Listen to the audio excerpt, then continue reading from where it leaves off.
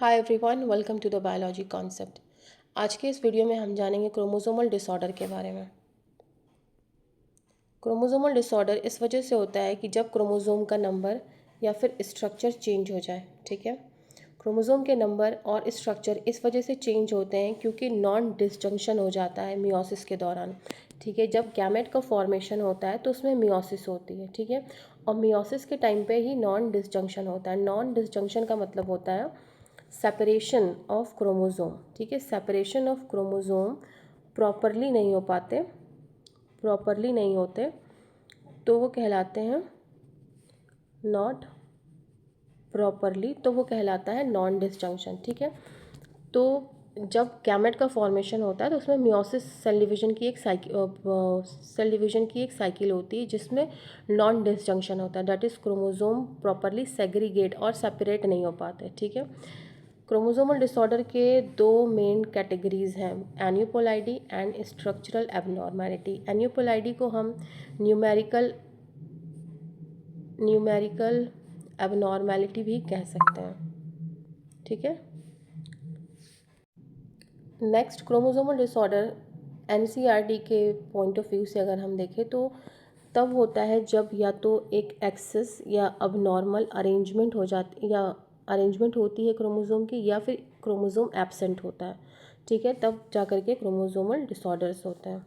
ठीक है, और जब failure of segregation of chromatids होते हैं ड्यूरिंग सेल साइकिल, तो इनमें क्या होता है कि या तो एक गेन हो जाता है या तो लॉस हो जाता है क्रोमोसोम का। ठीक है, तो उसे हम कहते हैं एन्यूपोलाइडी। ठीक है, एन्यूपोलाइडी के दो बढ़िया एग्जाम्पल एनसीईआरटी में गिवन है। पहला है क्या, डाउन सिंड्रोम, और दूसरा है क्या, Turner syndrome. Okay, down syndrome में क्या होता है कि क्रोमोसोम नंबर जो 21 होता है, क्रोमोसोम नंबर 21 जो होता है, इसकी एक्स्ट्रा कॉपी प्रेजेंट होती है सेल में। ठीक है, तब जाकर के होता है डाउन सिंड्रोम। ठीक है, अब टर्नर सिंड्रोम होता है कब, जब एक एक्स क्रोमोसोम का लॉस हो जाता है ह्यूमन फीमेल्स में। ठीक है, ह्यूमन फीमेल्स में जब एक क्रोमोसोम का लॉस हो जाता है तब जा कर के टर्नर सिंड्रोम होता है। ठीक है, तो ये दोनों example, down syndrome and Turner syndrome, किसके एग्जाम्पल हुए, एन्यूपोलाइडी की। ठीक है, अब हम बात करेंगे पॉलीपोलाइडी की। पॉलीपोलाइडी में क्या होता है कि होल सेट ऑफ क्रोमोसोम जो होता है वो इंक्रीज हो जाता है, इधर डबल हो जाए, ट्रिपल हो जाए, या फिर और भी उसके नंबर इंक्रीज हो जाते हैं।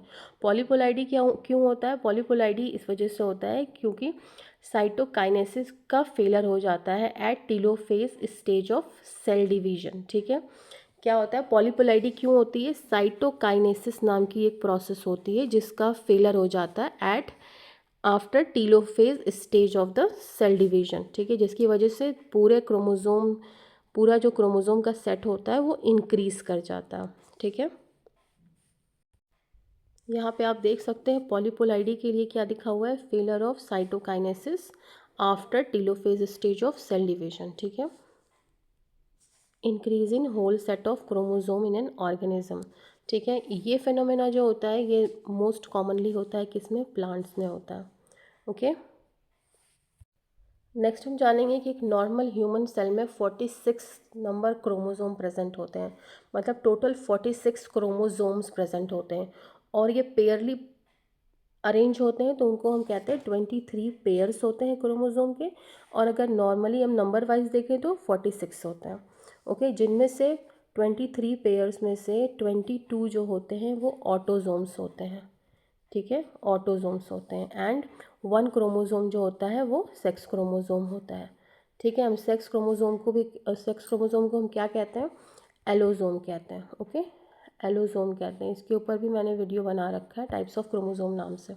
ठीक है, नेक्स्ट हम बात करेंगे एन्यूपोलाइडी की। तो एन्यूपोलाइडी क्या है, या तो गेन हो जाना या तो लॉस हो जाना एक क्रोमोसोम का। ठीक है, इधर गेन और लॉस ऑफ 1 क्रोमोसोम। इसके एग्जांपल हैं ट्राइजोमी एंड मोनोसोमी। ट्राइजोमी का एग्जांपल क्या था, डाउन सिंड्रोम। ठीक है, जिसमें 21 क्रोमोसोम का एक्स्ट्रा कॉपी प्रेजेंट होती है। ठीक है, एंड मोनोसोमी का एग्जांपल क्या हो सकता है, टर्नर सिंड्रोम। ठीक है, जिसमें ह्यूमन फीमेल्स में से एक एक्स क्रोमोसोम जो है वो लॉस, एक एक्स क्रोमोसोम जो होता है वो लॉस हो जाता है, टर्नर सिंड्रोम है। ये एग्जांपल है किसका, मोनोजोमी का, ठीक है। एनिपोलाइडी का कारण क्या है, नॉन डिसजंक्शन ड्यूरिंग मियोसिस, ठीक है, ये चीज़ मैंने पहले भी बताई थी। नॉन डिसजंक्शन यानी प्रॉपरली क्रोमोसोम का सेपरेशन नहीं हो पाता है। नेक्स्ट आप यहाँ पे देख सकते हो नॉन डिसजंक्शन को मैंने बताया है। नॉर्मली क्या होता है, मियोसिस जब होता है तो प्रॉपरली यहाँ पे भी क्रोमोसोम अरेंज हुए, तो यहाँ भी क्रोमोसोम अच्छे से अरेंज हो पाए, ठीक है, सेपरेशन अच्छे से हुआ, तो ये नॉर्मल है। अब नॉर्मल में क्या हुआ, मियोसिस वन हुआ, या मियोसिस वन हुआ तो यहाँ पे क्या हुआ, क्रोमोसोम का सेपरेशन अच्छे से नहीं हुआ और इनका अरेंजमेंट नहीं सही हुआ, तो फिर ये आगे भी जाके वैसे ही रहे, ठीक है, यहाँ भी आप देख सकते हो। तो इसी का रिजल्ट होता है क्या, हमारा जेनेटिक डिसऑर्डर, ठीक है, जेनेटिक डिसऑर्डर, ठीक है। नेक्स्ट आप यहाँ पे देख सकते हो डाउन सिंड्रोम के बारे में बताया हुआ है, जो एनसीईआरटी में लाइंस गिवन है, additional copy of chromosome number 21। Down syndrome को हम ट्राइसोमी 21 भी कहते हैं। डाउन सिंड्रोम को सबसे पहले डिस्क्राइब किया था लैंगडन डाउन ने, तो इन्हीं के नाम पे ये डिजीज़, ये सिंड्रोम भी वो हो गई, नेम रखा गया उसका, ठीक है। इसमें अफेक्टेड इंडिविजुअल्स की क्राइटेरिया दिया हुआ है कि इसकी शॉर्ट हाइट होती है, राउंड फेस होते हैं इनमें, फरोड टंग होती है, पाल्म इनका ब्रॉड होता है, physical, psychomotor and mental development जो है वो रिटार्डेड रहता है, ठीक है। नेक्स्ट हम बात करेंगे क्लिनफर सिंड्रोम की, तो ये कैरियोटाइप 47 शो करते हैं इनमें, यानी एक क्रोमोसोम बढ़ा होता है, ठीक है, दैट इज़ XXY दिखाते हैं, ठीक है। क्लिनफर सिंड्रोम की एक स्पेशलिटी है कि इनमें इस तरह की, दैट इज़ गाइनोमैस्टिया टाइप की कंडीशन देखी जाती है, ठीक है। ऐसे इंडिविजुअल स्टेराइल होते हैं। आगे की स्लाइड्स में मैंने इन सभी तरीके के Down syndrome, Klinefelter syndrome, Turner syndrome सबके लिए सेपरेट स्लाइड्स बना रखी हैं, ओके, तो वन बाय वन हम उसे भी जानेंगे।